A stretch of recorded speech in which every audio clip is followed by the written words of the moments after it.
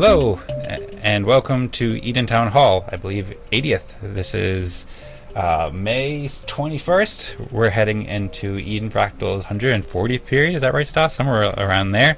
And we've just been having a great discussion about interstellar and space and faith and religion, and somebody sneezing. I don't know if you can hear that. And fractals too, and the role of fractals and shows. And so it's been a fascinating conversation with you, Tadas. If you want, I can share like a little presentation like I do sometimes to kick us off. We don't have any scheduled topics in the agenda, so we can just have an open discussion here and discuss anything that we'd like to. There's also a couple of things I can get back to you about that we discussed last time that I can follow up with you and give you updates about if you'd like. But yeah, is there any direction that you'd like to go for today's event, or anything you'd like to cover? Nothing specifically. There are some things that I plan to share in respect game, but I can. So basically, I realized I needed a longer term goal for this season, something to organize a little bit, and I came up basically for some goals for the next 3 months or so, and they are not directly related to. No, that's interesting. When you mute yourself, I actually feel less comfortable. Okay. I somehow feel, maybe because I get used to some kind of a bit of static, and then it's like I'm alone. Okay. Well, to make you feel even more comfortable, just wanted to. You can keep on mute. All right, continue. Okay, thanks. Just kidding. Okay, so anyway, I'll keep you company here, Tadas, and that sounds interesting. And I'm curious to hear what you'll share during the respect game, but also curious if you did want to share any of that now about what you're working on the long-term plan, or I think you're probably on a roll saying something. So feel free to just proceed with whatever you're saying if you'd like. Yeah. So there's a whole few couple of. Last couple of weeks I've been a bit like just thinking about what I want to do next, what needs to be done next. So it wasn't very productive. That's why I thought of this as the only thing. I made a decision of what contribution. But anyway, I guess I thought that will be the only time to share an update. But anyway, so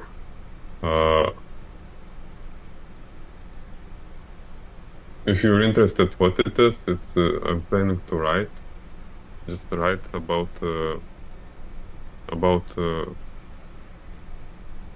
my whole experience over the last couple of years, and my learnings, progress of my thoughts, philosophies, especially about around fractals.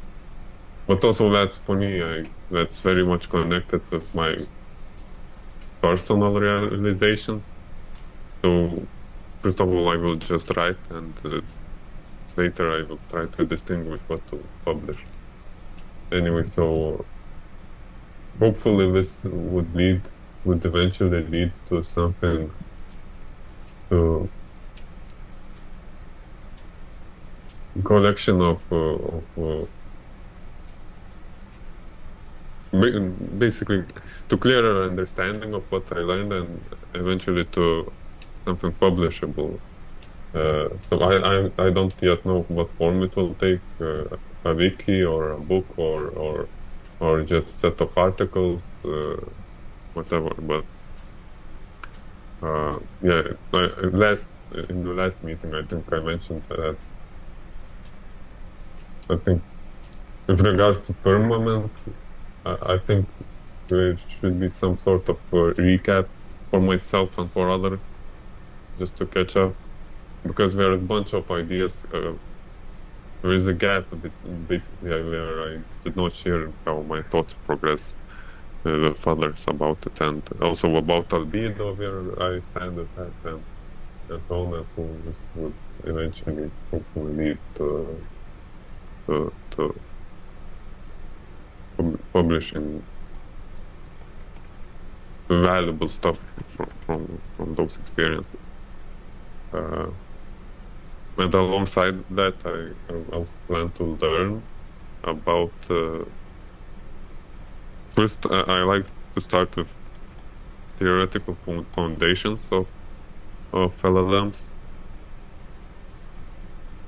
So I've been planning to do that a long time ago, and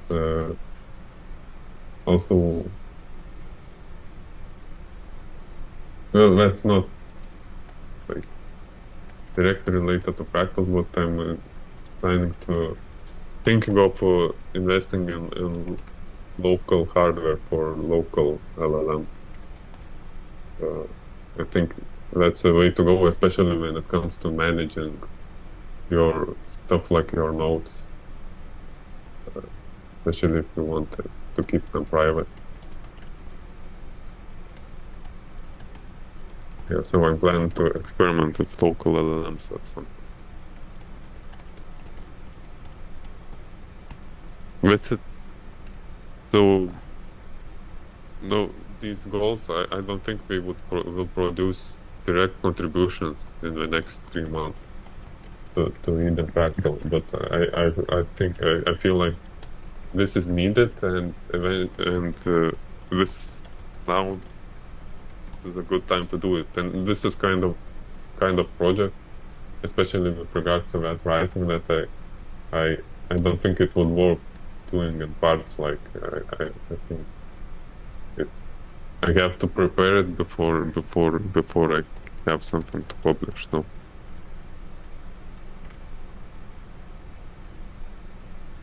yeah. Okay. Well, cool. Thanks for letting me know about that.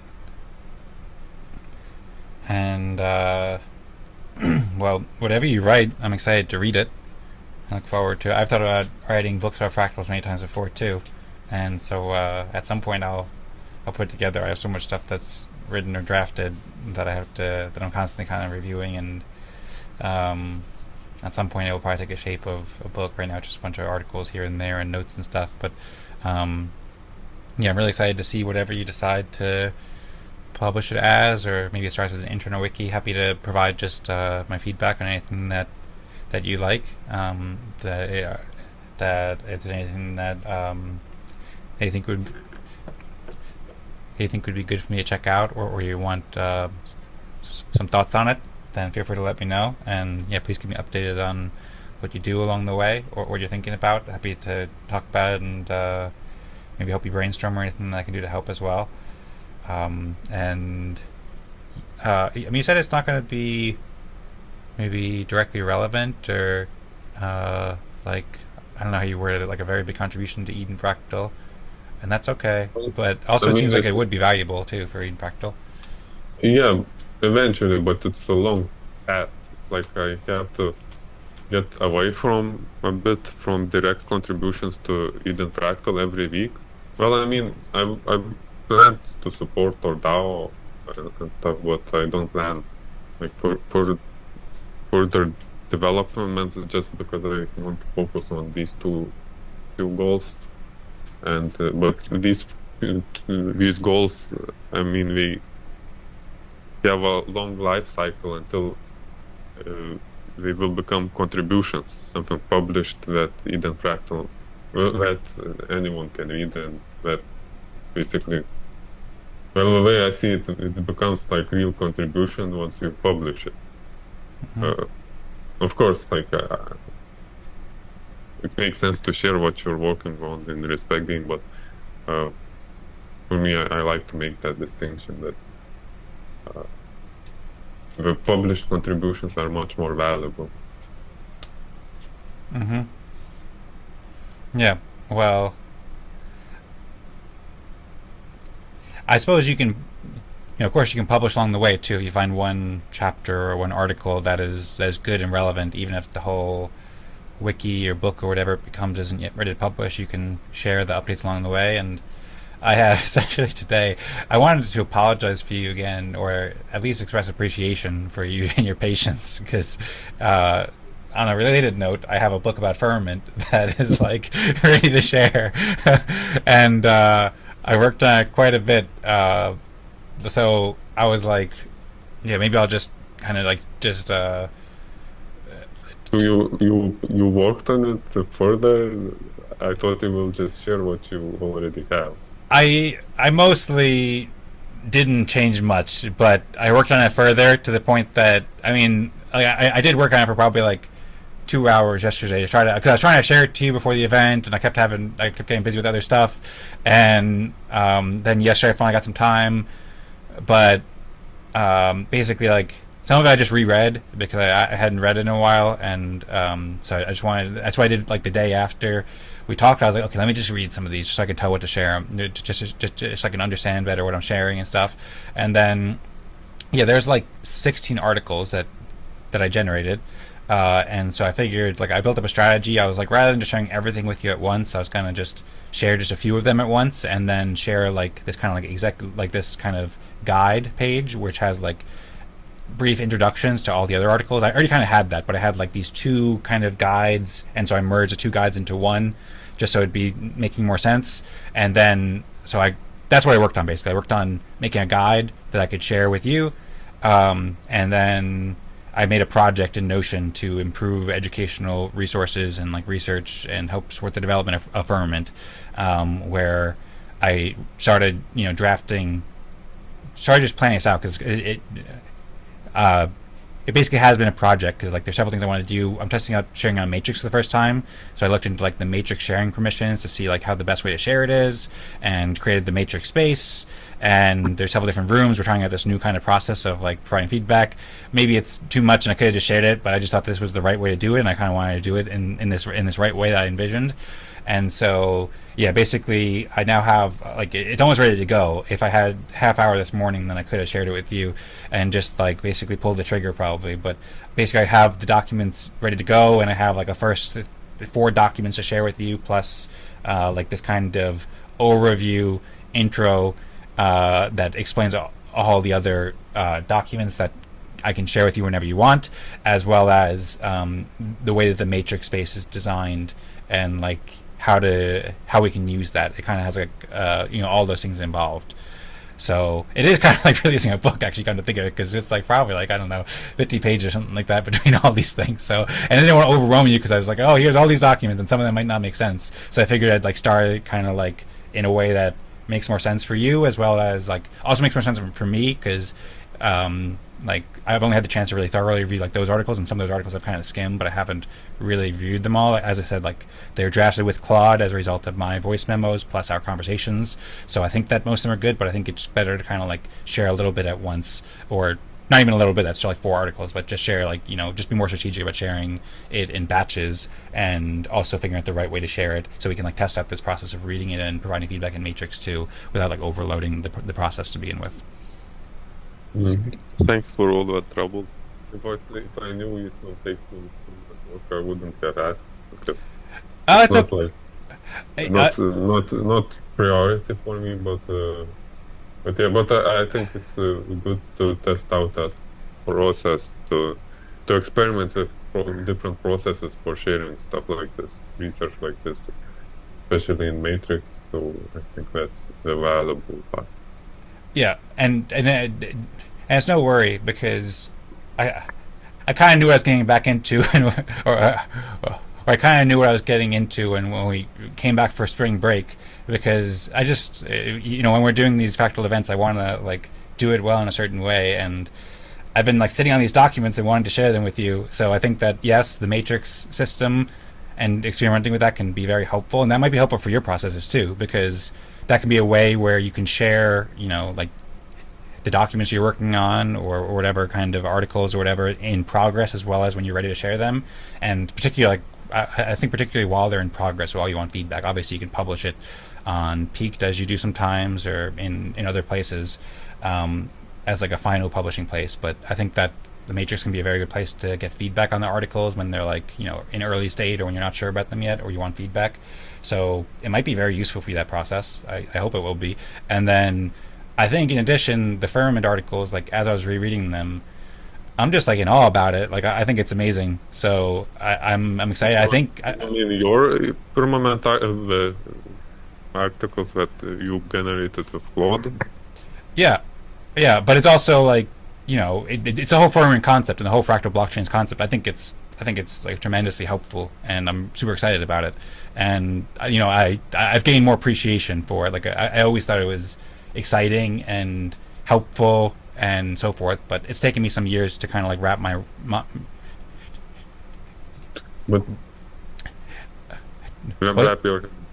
yeah. I was gonna say wrap my mind around it, also kind of like better absorb it and better understand how it could work and so forth. I think it's been somewhat the same for you, but obviously you came out with it first, and so you had a more clear vision from the beginning. It took me some time to get that, and then also our more recent discussions over the past few months have also helped to better understand it. And now I understand how it can fit into like our current or like short-term, medium-term plans as well as long-term.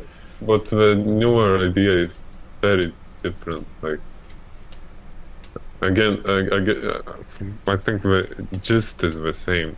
Like the idea of slow blockchain, like the benefits of that, combining with that. But I'm losing the intent to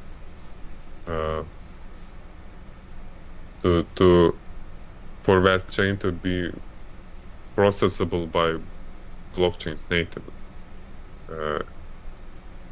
I guess that's the main difference.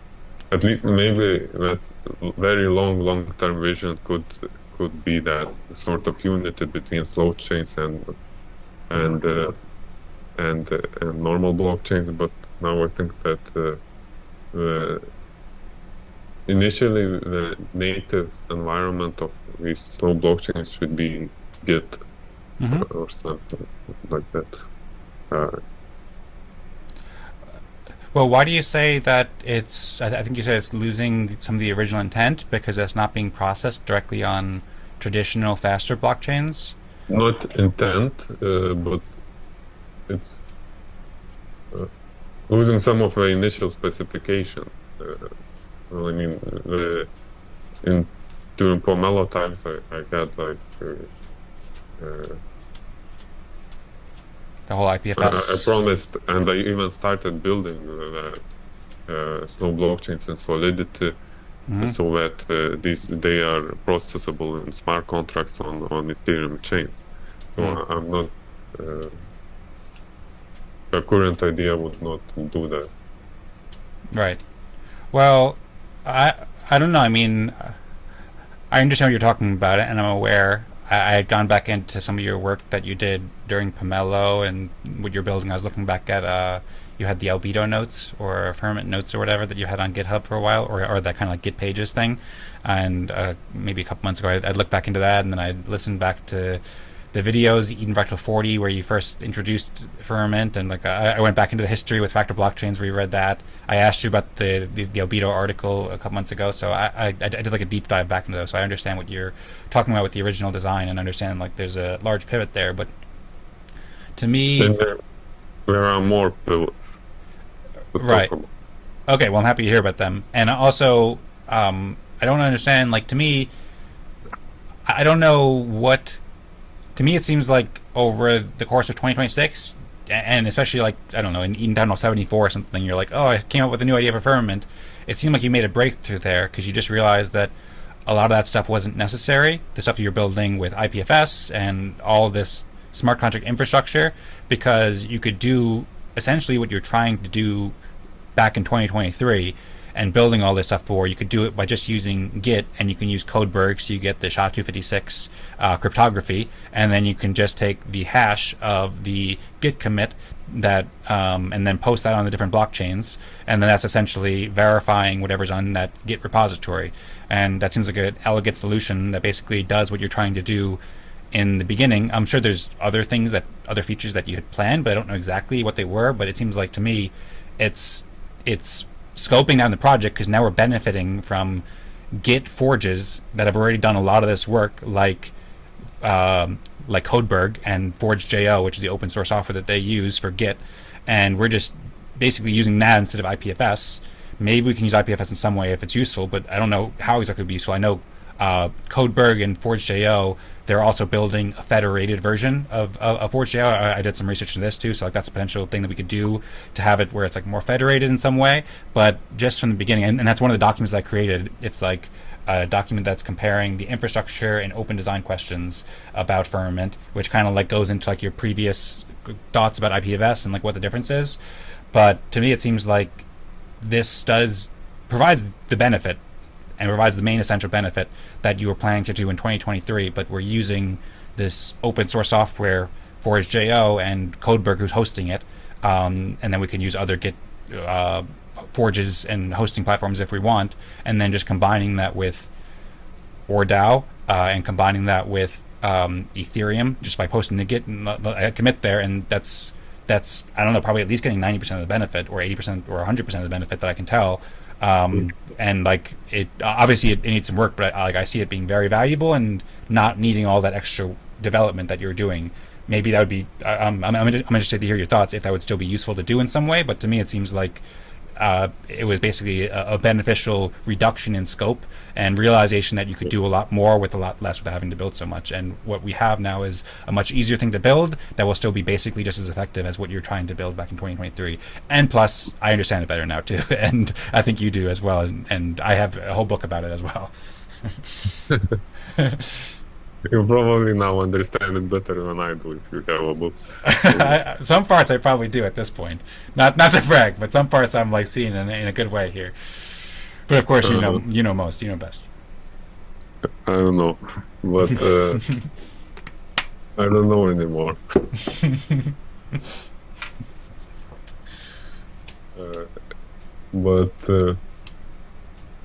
Yeah, it's better scoped. Like and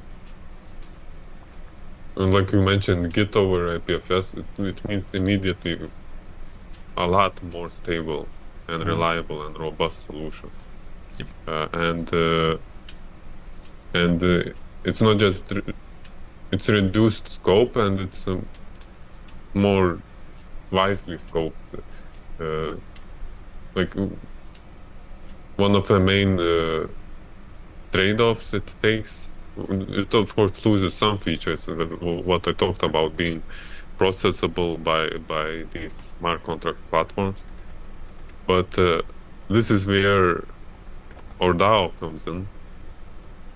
So if validators of this slow chain are respect holders, for example, and you have these respect holders control the ORDAO deployment, basically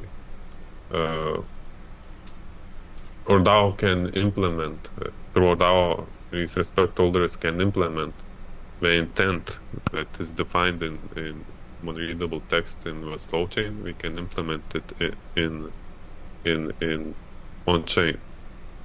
So in a way, it's an extra step, probably, but it's also a step where, at the same time, through this process, people could also confirm the slow chain blocks.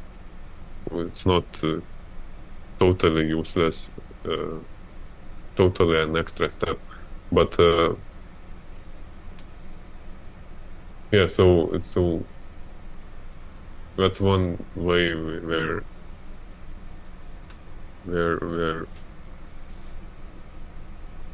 slow chain and normal blockchains connect, instead of implementing validators on chain directly.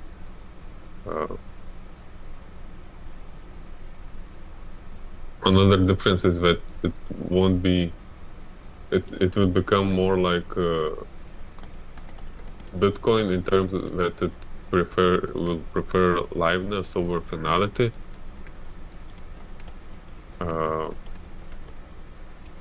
So previously I was I had to ensure, like, if you implement it in smart contract platforms, you want every smart contract platform to have the same result, and therefore finality is important. But now we can just simply say that the longest chain is the canonical one. And I think it's much nicer design and one that reminds of Bitcoin, and I think it's very intellectually pleasing. Nice, I agree. So those are the two main differences. I'm happy to comment on both those two, but I don't want to jump in if you're planning to share There more are because I'm interested. probably more. As you know, I haven't like fully published like the whole idea. There's no specification for the new idea yet. Well, I'm probably forgetting, of course, something. But that's what comes to mind right now. And I'm still not 100% sure I'm not forgetting something that would make the idea invalid.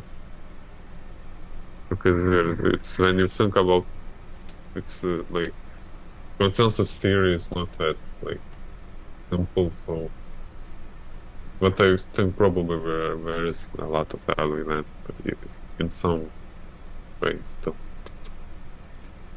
I think so. Yeah,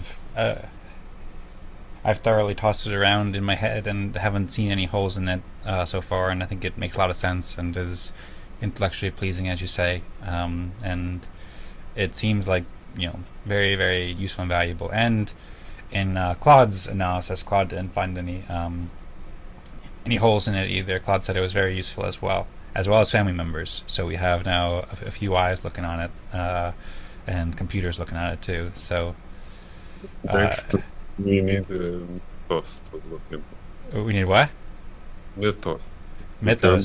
Yeah. I've read about Mythos. We talked about it. Mythos is doing some things out there in the world with open source software these days, breaking things a lot. So, having Mythos look into this and find any flaws would be useful. But conceptually, Opus 4.6 is smart, and family members are smart. You're smart. I'm smart. So we got a lot of brain power going in here. I had a call with Zaal over the past week or two. 2 weeks ago, and Zaal was like, what is Firmament? Zaal was like, what is that anyway? I've been trying to figure it out. And then I explained it to him. He was like, okay, cool, I got it. Okay, that makes sense. That's good. Yeah, I like that. So we got Zaal's heads up, and of course Zaal is as everybody says, a much more adept at finding holes in software than in Mythos, as everybody says. I'm just joking, but yeah, Zaal's awesome. And thanks for doing this work, explaining stuff. I did not expect that. I thought, so much work to explain everything to everyone. Yeah, well, that's one of the things I'm helping you with. I literally have this project called Improve Educational Resources about Firmament. So, and I have a book now about it too, and it has like a beginner's guide and all this too. So that's one of the ways that I know it more than you, I guess, that I've just thought about it from these different angles. And I had the conversation with my family, so I figured out what they didn't get that would be helpful for them and stuff like that. So I think that you're going to really like reading this. I think it's going to be really inspiring for you. And I think that when you come back next week, in 2 weeks from now, or I suppose in 2 weeks from now we'll have a next event, you'll be like, wow, that's really cool. Do you understand now the need for SHA-256? I think I do. That's still something I haven't fully deeply researched into it. I'm actually looking at a page right now. I opened up the infrastructure dependencies, backup strategy, and open design questions, and it says 256 support. Dan asked about SHA-256 support across different providers, and this is a legitimate advantage for a governance-critical repository, as SHA-1 has known theoretical vulnerabilities, though there haven't been practical attacks that have been demonstrated. But basically, the SHA-256 would make it so that somebody can't fake the hash, and so you can confirm that the hash, which represents the entire Git commit, which represents all of the documents and files in the commit, is legit, and you can confirm that on different blockchains. Basically, it gives a stronger cryptographic guarantee that this is the state of the Git repository and therefore the firmament and the community's documents at a certain time that can be saved onto any number of blockchains at the same time to confirm the state. And GitHub only has SHA-1, which is already breakable, and probably can become more easily breakable with AI and stuff like that too. Yeah, but for example, for Linux and most typical open source projects, there is no critical difference. SHA-1 is enough. Yeah. Well, it said SHA-1 has known theoretical vulnerabilities. No practical attacks against Git repositories have been demonstrated, but I mean, it just makes it more secure. And I know also quantum computing is coming. I don't think quantum computing is too relevant here, but it might be. And just having greater assurance with SHA-256 sounds good. It's a better cryptographic standard. Okay, I want to look. That's why I wanted to specifically for this thing. That Claude, if that's the only thing it said, it did not fully get the idea yet. This is my understanding. This is one section that was specifically it was in this infrastructure dependencies, and so this specific area where I'm answering from is saying what platforms have SHA-256. It talks about GitLab having it. It has an experimental version, so there's another area probably in the technical document that probably has more details, but maybe it didn't get all of it, and this is my remembering of it. So when you see the document, then you can see if it did it, or if you want to share more detail, then you're welcome to right now. I'd be curious to learn, so I can update my understanding of it as well. Yeah, but so I can share it if you want, but I also want to get the documents as we are now before I share it. I'm just curious, about it, because it's a kind of thing that you have to look creatively at the situation to get, and I'm curious if Claude will get, because it's not as much as the technical. It's not as much about technical. It's not just that the SHA-256 is better. It's the Firmament with this kind of firm chain or blockchain. It's a different kind of repo, different way to look at a Git repo. Mm-hmm. I think maybe there's something too where, I don't know, I guess I'd be speculating there, but I was going to say that having the SHA-256 guarantee or cryptographic proof would make it so that, you can't change the older state of older blocks, basically. But I suppose that's probably true with SHA-1 too. So I don't know. I'm curious to hear what is the specific. I searched the comprehensive firmament technical analysis for SHA-256, and it didn't actually mention it in that. So maybe you're a couple steps ahead of Claude here, and Claude is just kind of going with it, but not realizing all the brilliance or the rationality behind it as well. So do you want to talk about it now, or? Yeah, well, it is. Well, I'll just do a time check here. So it's 2 minutes past up the hour. We started recording a half hour late, and nobody else is here right now, but it is time for the respect game whenever we want. But this is a fascinating discussion, so I'm happy to hear about it now. I also did have some comments saved up from when you mentioned about what you're going to be writing and the theoretical understanding of LLMs and experimenting with local LLMs, and also a thought that I had about the manual verifications included every step compared to, or not, as an extra step compared to what you said. So I was planning to go back to that at some point, but I kind of ran out of time. But if you want, maybe we can extend this discussion for, I don't know, 5 or 10 minutes or longer, depending on how many people join and when the respect game starts, because I am very curious to hear about it. And I'm curious how long it would take you to share it too, because I feel like there's been a few times in the past when I'm like, do you want to talk about SHA-256? And you're like, no, it's not time yet. It's not time.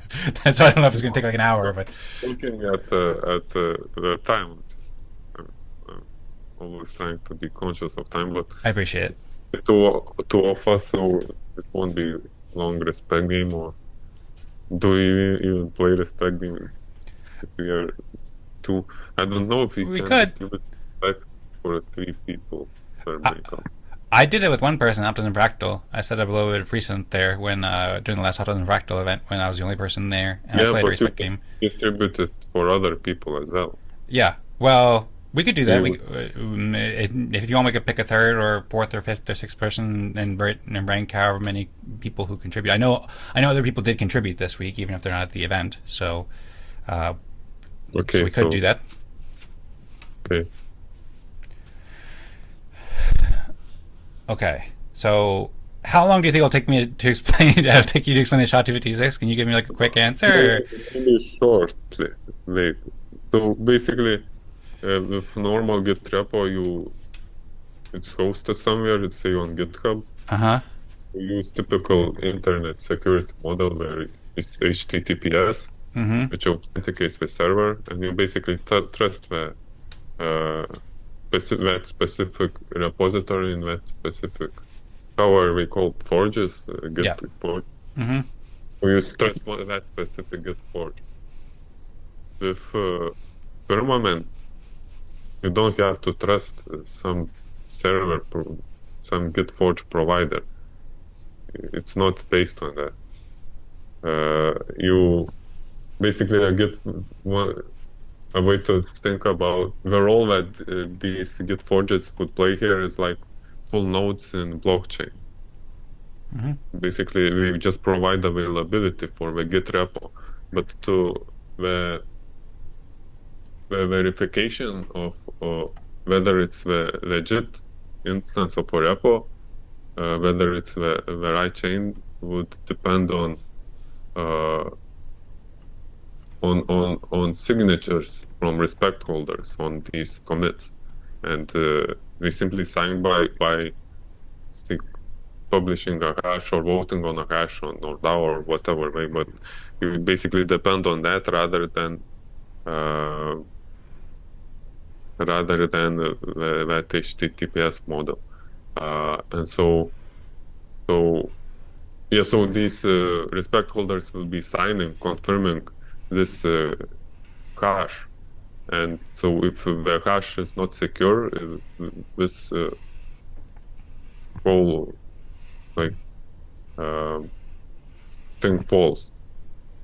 Normal Git repos don't depend on that hash being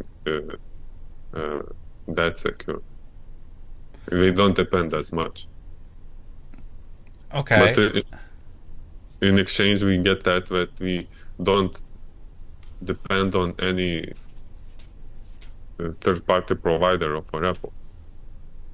Like you clone a repository locally, and you become like a source, a full node of that firm chain. So if we say all Git forges went down, we could still get the latest chain from you, for example. And we would know that it's the legit one based on the fact that it's confirmed by respect holders and there is no longer chain confirmed by respect holder. So I understand the conceptual benefits of this, and most of this matches my understanding, and I agree that this is very useful for greater independence and autonomy, so you're not dependent on GitHub or some other provider of the Git repository. And I understand that the respect holders will be essentially confirming the hash of the Git commit, which has the current state of the repository and all the files for each period. But what I don't understand is how SHA-256 is different from SHA-1 in this perspective, because wouldn't SHA-1 provide that same cryptographic guarantee? That, I mean, SHA-1 depends more on HTTPS. So, like, are you saying that SHA-256 has, like... SHA-1 does not depend on HTTPS. Yeah. The security model of a typical repository depends on HTTPS. Yeah. Because people assume that if it's from the official repository, so basically a project chooses what the Git forge it hosts their project on.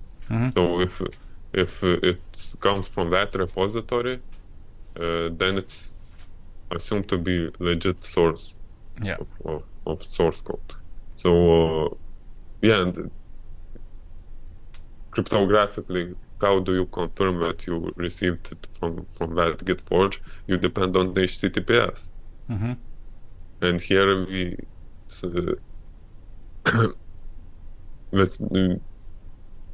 can use that too, but we also want to be independent on any particular Git forge. Mm-hmm. And for that, we rely on this hashing algorithm. And hashing algorithms have different types of attacks. There are no known viable attacks on SHA-256. Mm-hmm.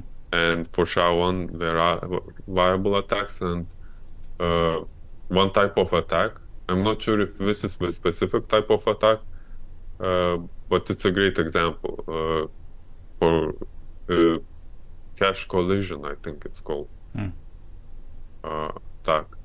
So basically, no, or pre-image attack. Anyway, I would have to search for it, but the idea is that attacker could find another data, another pre-image, so basically stuff you would hash, another type of data that would produce the same hash. Mm-hmm. Yeah, so that means an attacker could, in this case, he could create a commit that would have the same hash as the legit commit. Mm-hmm. And so now respect holders assign this hash. How do we know that? How do we know which commit it represents? An attacker could give someone this big block and say, here it's signed by respect holders. Yes. Well, yeah, and so I understood that kind of collision attack that's possible theoretically with SHA-1, and I know that SHA-256 is not has no known such attacks. So that makes sense to me. I still don't fully understand the HTTPS. Like I understand that well, I suppose with SHA-1 you're relying on the combination of the HTTPS from the original source and the SHA-1, because the SHA-1 hasn't. It has the theoretical holes or security flaws where somebody could make a whole another set of files and have the same hash, and then that would confuse the community. That the community would sign that, it would be the same hash, and that would be bad for the reason you described. But I suppose kind of like the backup plan in that case is like, okay, well, you can also measure the HTTPS and see if it came from the right one, and that could be kind of like between the HTTPS and the SHA-1, that's kind of like a two-part security, whereas the SHA-256 doesn't have that security hole, so you don't need the HTTPS. You can still use the HTTPS if you want, but SHA-256 just makes it more secure, so there's not that potential of that kind of duplicate collision attack. So that's my understanding of it. Is that basically right, or is there something that I'm missing here and that you want to further elaborate on? Yeah, I think that's right. I was looking for the post which explained why normal Git repos typically do not worry about using SHA-1. I think it's probably because most of them aren't blockchains. Yeah, exactly. They are not treated as blockchains. Mm-hmm. So, like I said, we simply we don't even sign commits, so it's not. I guess there is. I think they sign maybe releases sometimes. Mm-hmm. But yeah. So when it comes to commits, we don't sign it, and so they don't. We simply content themselves to knowing that they received the source code from GitHub. Mm-hmm. Yeah, people They are trust, trusting. basically. Yeah. They trust that it's the latest source code based on that. Mm-hmm.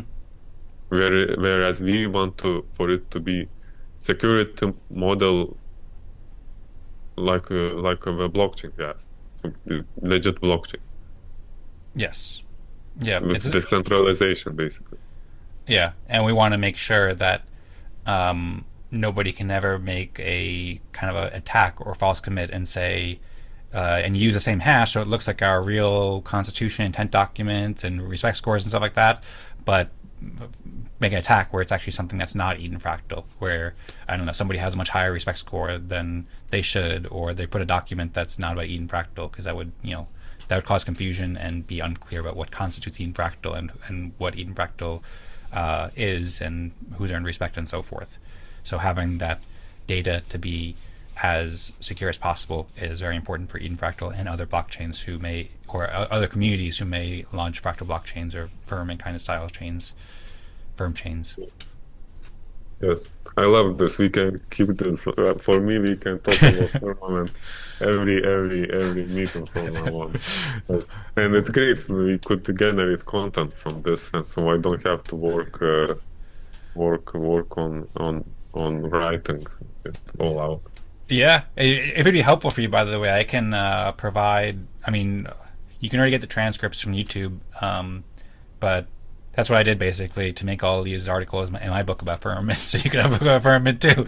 We can make it, and I'm happy to talk about Firmament a lot too. I'm very excited about it. You could find this book. Yeah. It's a way to refine this book without too much overhead for me. And of course, if you want to keep it up, but you don't have to do it now or for next meeting, but just an idea. Well, I'll definitely share what I have with you before next meeting. I'll probably share it the next couple of days before the end of the week. And then I think one of the reasons why I like Matrix too. What? Sure. You see, I'll do it. I have it almost ready to go. I'll surprise you. So if not this week, I'll definitely do it next week. But I'll try to do it this week. And yeah, like we can refine it through these conversations with AI now. And one thing I liked about Matrix that I did in my diligence Matrix is that you can export the HTML, you can export all the chat. So I figure anything that you see, and you can like quote specific parts, you can make threads and stuff like that. So if there's anything in text you want to write after I share that with you, then you can be like, oh, that's wrong, this should be improved, and so forth. And then we can give that to AI as well as this discussion. And like we can do another round. And I'm currently, due to the limitations of LLMs, like it's important to work within the context window. So usually I kind of like build up a sufficient amount of context. So I think it'd be maybe useful to like either I can invite you to this existing Claude chat, and then we can follow up there, or we can like fork it out into a different chat because there's like a lot here already. I don't know how much is left in this context window, but basically like we can take this chat that we've had here and create another article or 3 articles, or update the current articles that I have based on this. Or obviously you can, just start with some new article that you had your vision for, and then we can do the same thing with chats in Matrix as well. And if we want, we can use our voice. We can like leave voice memos or have transcripts there too. And basically there can be like this collaborative process towards making better education about Firmament. And then we can definitely keep talking about it, because I'm also up to talk about it like at each of these events. So I think it's really valuable, and I do think it's like I think there's a chance that you'll get inspired to just like work on Firmament more over the next few months. I know you said that you're planning to like write and focus on all this stuff, and that sounds great, but I think that there's enough great stuff here with Firmament that like you might just get excited about this and want to keep working on it. So and I think that having our meetings like this, we can keep talking about Firmament. Also, Zaal wanted to share a presentation about ZAO Fractal in 2 weeks, and so I told him we can. And also we have Eden Fractal's 2-year anniversary coming up in 2.5 weeks too. So at some point we want to celebrate this and also give space for Zaal. But yeah, we can definitely keep talking about Firmament at these meetings. We can always schedule more town halls if we want or need, and then we'll have the Matrix space up as a specific place. I have a Firmament Matrix space now that's meant for discussing Firmament. So that's a place where we can discuss. It's a subspace within the Eden Fractal space, so we can talk about more broadly about what. Everything, Firmament is space, everything.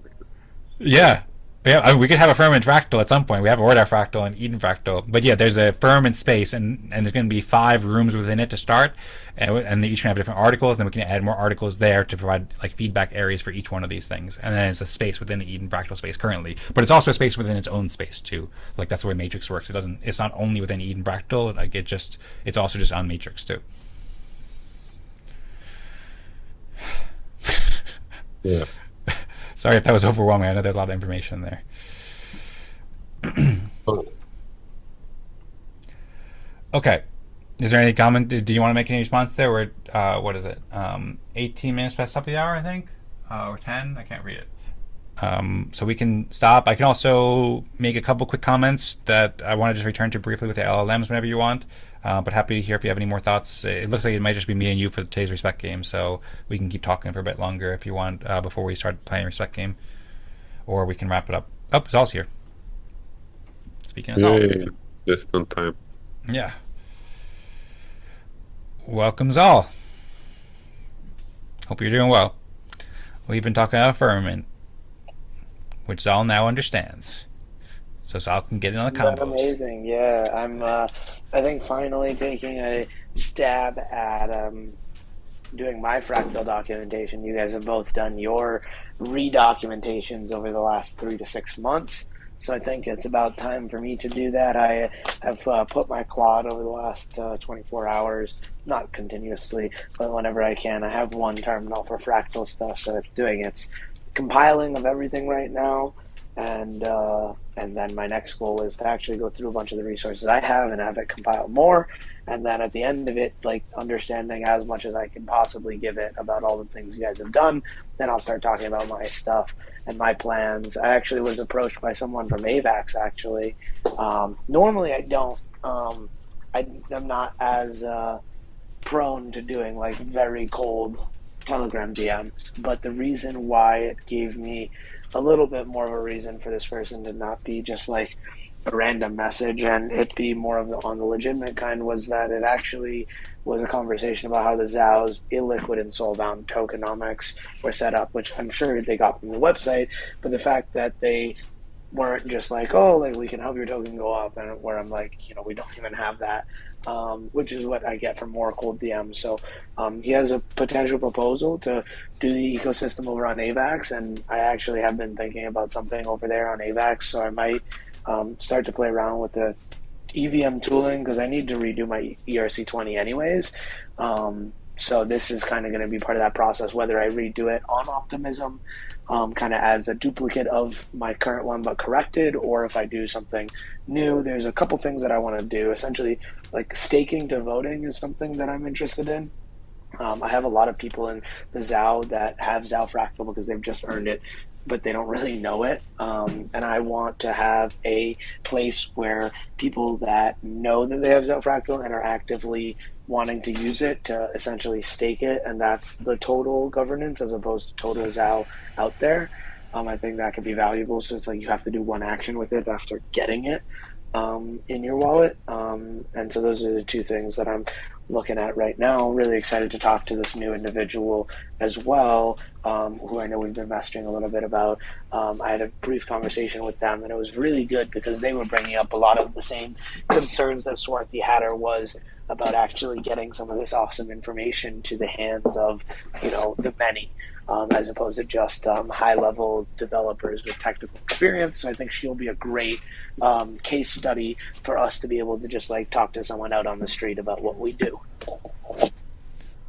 All right, sounds great. Thanks for the updates, all. Yeah, on I believe you're talking about Tanja, who's been messaging the Eden Fractal chat in the end, and yeah, I'm excited to learn from her. She said she's going to aim to join the next meeting, and I appreciate you having some discussions with her. I just got the chance to respond to her too, and yeah, it's really helpful to have that better education about fractals and how respect games can be used and so forth by different communities there. So really appreciate your help with that.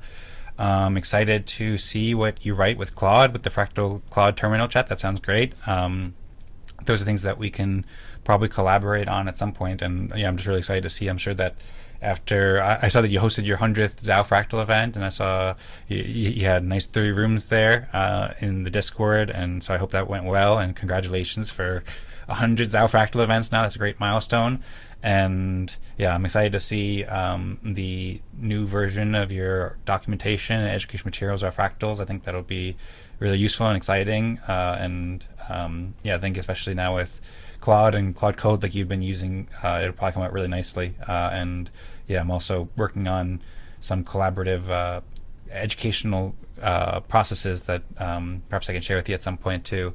And then I'm excited for you with your potential collaborations with Avalanche too, or AVAC's ecosystem. I remember you mentioning actually that you're interested in working with them maybe like a year ago. So interested to hear how that goes. Of course, be careful with cold DMs too. I know sometimes people can use LLMs to just learn about like your project and learn about things you might want to hear about. And I've heard like, people can have bad Zoom links. That's not a real Zoom call or something like that, or it's not a real Google Meet. So just be careful, because I've heard about like some really sophisticated scams out there on the internet, especially with people who are involved with crypto, where like they'll get you to open up a repository or join a Zoom call that's from like a fake client, and it says you got to download this software to use or something like that, or you got to click this button. So I'm excited and hope it goes well, but just also be aware and careful. I look forward to seeing how you can grow the ZAO Fractal and the ZAO as a whole, and look forward to supporting you on your progress there, and I'm excited for your next steps. And we haven't yet started the respect game. It's 24 minutes on top of the hour, so this is kind of still an extended town hall. So I had maybe two. Interesting. I had on my calendar that the town hall starts at 1 and the respect game starts at 2. That is not true. Nope, I did. That's a lie. I just didn't see it. Huh.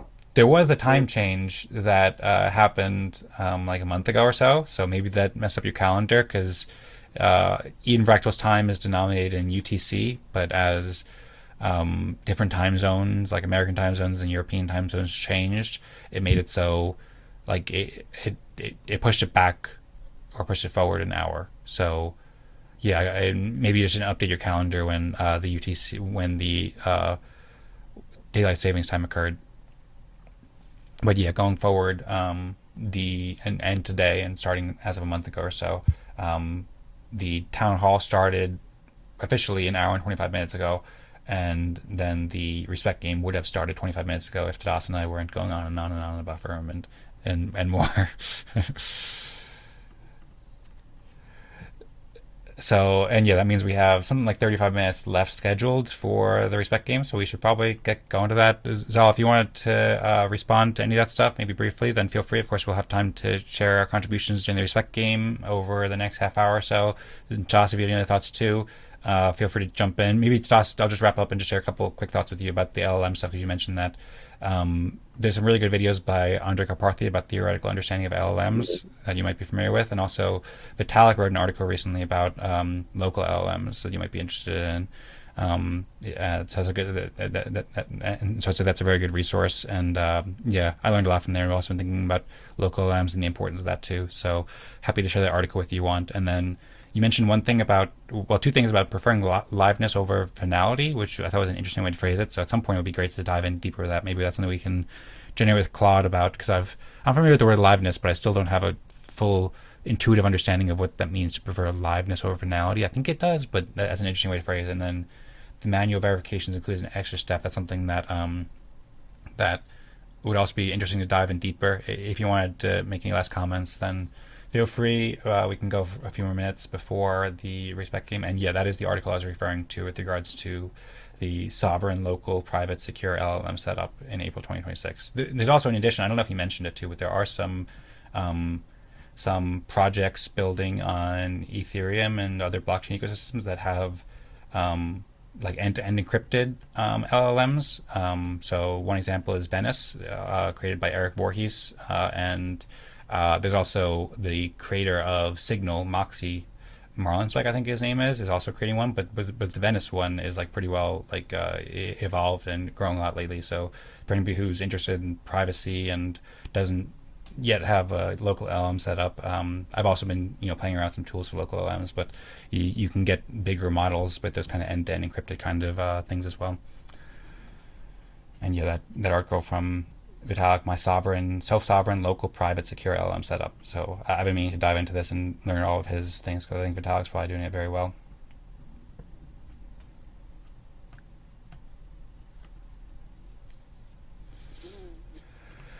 Okay, Zaal, Tadas, any other comments you have before we wrap up the town hall? Or I suppose I can just switch over to the Eden Fractal now. Maybe I'll give just like a really quick presentation. The main reason I want to give a presentation is because Rose made a really beautiful picture, and I want to show it on screen. So I suppose we'll head into the Eden Fractal respec game now.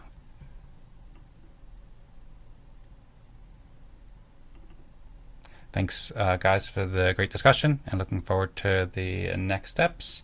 And there I have notes about Tadas's stuff that I left.